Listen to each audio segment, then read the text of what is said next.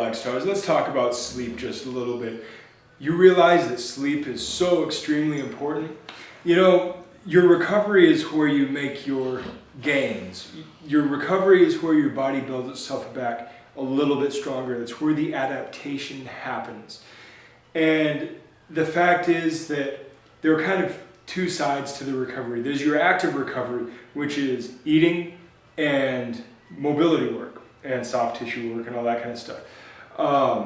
But then there's the passive side of recovery, which is simply passive static rest, i.e. sleeping. Now, everybody says, what is it, 8 hours a night? Doesn't matter. You are an individual. You sleep until you are rested. Now, they'll say, if you black out a room and let just people sleep in the dark until their body's had enough sleeping, that they'll sleep, something like 12 to 14 hours or something. But that's not really any more natural than waking up to an alarm clock. I would say that just learn how to sleep until you're done. Learn how to sleep until you wake up. I find that I naturally put in about 9 hours of sleep before I'm ready to wake up. I tend to be on the longer side. I would love to be able to sleep less and not need a coffee IV every day. I would love to be able to sleep less than that. There is so much to be had in a day, and 9 hours is just way too much sleeping for productivity. But the fact is that my body tells me over and over and over again, 9 hours of sleep, give or take a little bit, but 9 hours of sleep. You may be a little different.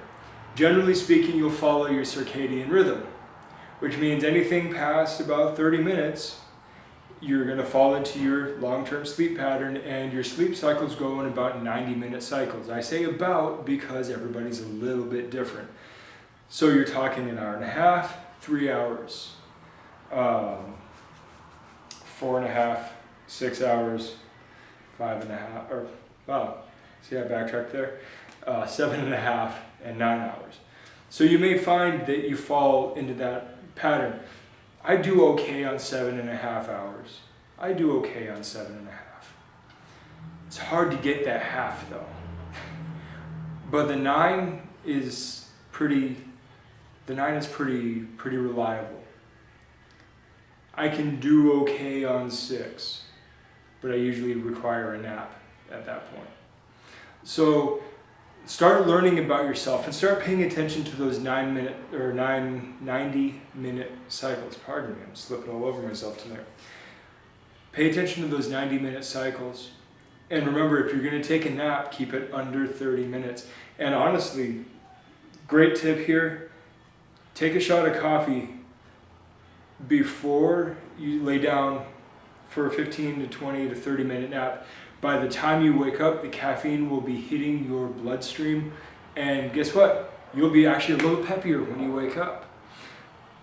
So, especially if you're taking a power nap that you need to be productive afterwards, or you're going to be driving a long time or whatnot, take your shot of coffee before. Now granted, this will work better if you're not already overdosed on coffee in the first place. So keep your coffee intake, your caffeine intake in general, moderated, because if you don't, you could be screwing yourself for the positive effects of it later on.